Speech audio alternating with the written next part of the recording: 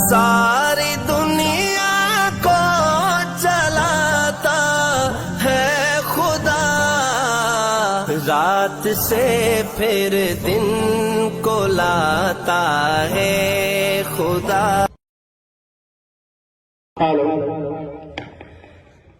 بتا کیا پوچھتا ہے موت میں کس کا گزارا ہے، میری نظروں میں دیکھو ملک کا دلکش نظارہ ہے، میرے ہاتھوں کی ریکھاؤں میں نقش ہند سارا ہے، لہو کے آخری قطرے میں ہندوستان پکارا ہے، میرا دل ہے میری جان ہے، میری آنکھوں کا تارا ہے،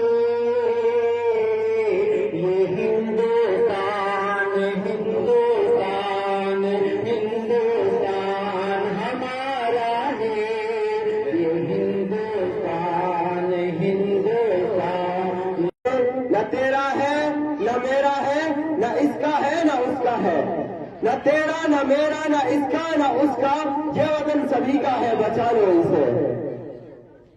اب زمین کا بدن نہ چھوڑیں گے، یعنی ہرگز کفن نہ چھوڑیں گے، اب زمین کا بدن نہ چھوڑیں گے، یعنی ہرگز کفن نہ چھوڑیں گے، اپنا ایمان تو یہی ہے شعیب، مر کے بھی ہم وطن نہ چھوڑیں گے۔ یہ بات ہواؤں کو بتائے رکھنا، یہ بات ہواؤں کو بتائے رکھنا، روشنی ہوگی چراغوں کو جلائے رکھنا، یہ بات ہواؤں کو بتائے رکھنا، روشنی ہوگی چراغوں کو جلائے رکھنا، لہو دے کر جس کی حفاظت کی ہے ہم نے، لہو دے کر جس کی حفاظت کی ہے ہم نے، اس ترنگے کو سدا دل میں بسائے رکھنا۔ السلام علیکم ورحمۃ اللہ وبرکاتہ۔ آپ نے دیکھا ہے کہ مولوی حافظ بھوکا مر رہا ہو یا بیکار گھوم رہا ہو یا خودکشی کر رہا ہو، اس کے برخلاف دیکھیے کہ کوئی ڈاکٹر ہے تو اس کی ڈاکٹری نہیں چل رہی ہے، وکیل ہے تو کوئی کسٹمر نہیں آ رہا ہے، کیا چاچا ایسا ہے کہ نہیں؟ مولانا صاحب آپ کی بات تو بالکل صحیح ہے، لیکن میرے بچے بات نہیں مانے تو میں کیا کروں؟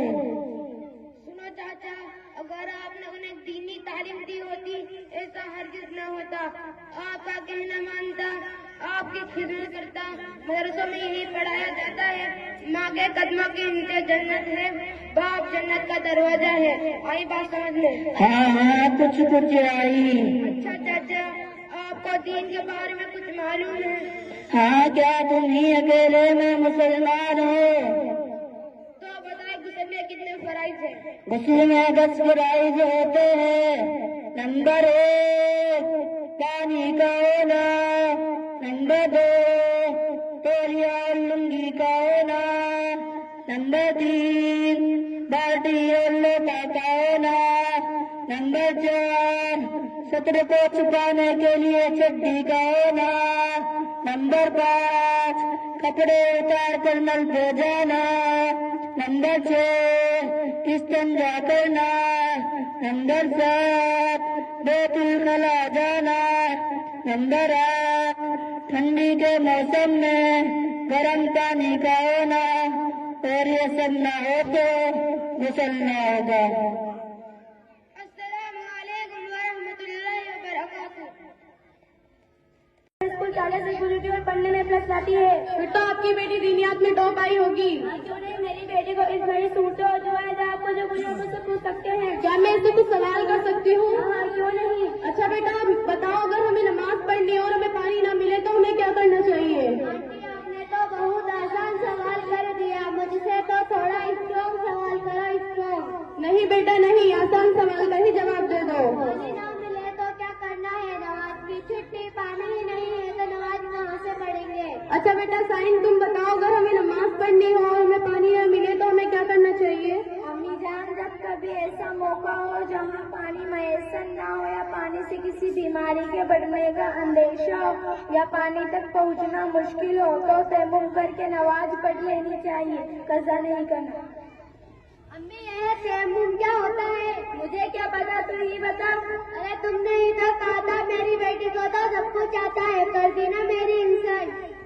अरे मैं इधर खड़ा और तुम आ जाकर बैठी है इधर। चलो तुमसे भी आसान सवाल करती हूँ, बताओ हमें कितनी चीजों पर ईमान लाना जरूरी है? ला इलाहा पढ़ना बस।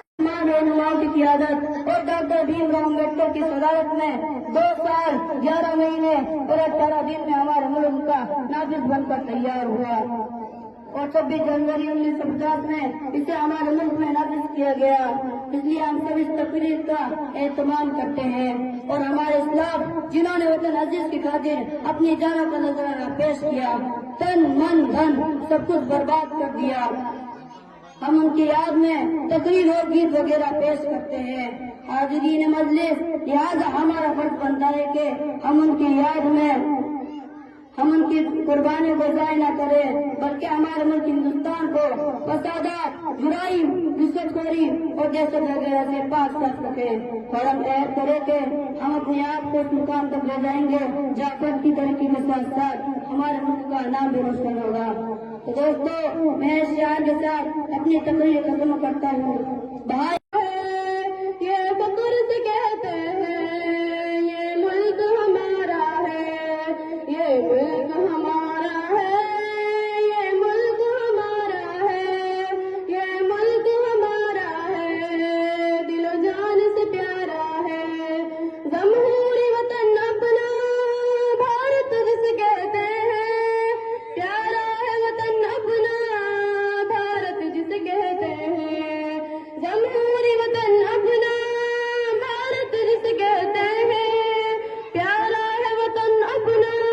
सदियों की गुलामी के बाद हमारी कुर्बानी की बदौलत हमारा मुल्क हिंदुस्तान अंग्रेजी इक़्तिदार से आजाद हुआ और हम बहुत सोच कर जमहूरियत का पासवान इख्तियार किया कि जिसके मुख्तलिफ मज़ाहिब व अदयान और नजरियात वक़ायद के करोड़ों हिंदुस्तानी आज़ादी के हक़ों की दौलत से सरफराज हो सके। लेकिन दोस्तों, आज़ादी के बाद यूं मिले वतन के लोग हमसे 200 बेहिसाब दूसरी शादी के बाद। मिल्लत इस्लामिया के गुलर नौजवानों, आप तारीख उठाइए और मुताला कीजिए कि आजादी के बाद मुसलमानों के साथ किस तरह का रवैया इख्तियार किया गया है। जुल्म इस्तेमाल के कैसे कैसे हथियार इस्तेमाल किए गए हैं। कभी गौरव के नाम पर अखलाक का कत्ल किया जाता है, तो कभी मुजफ्फरनगर में हमारी माँ और बहनों को अजमत से खेला जाता है।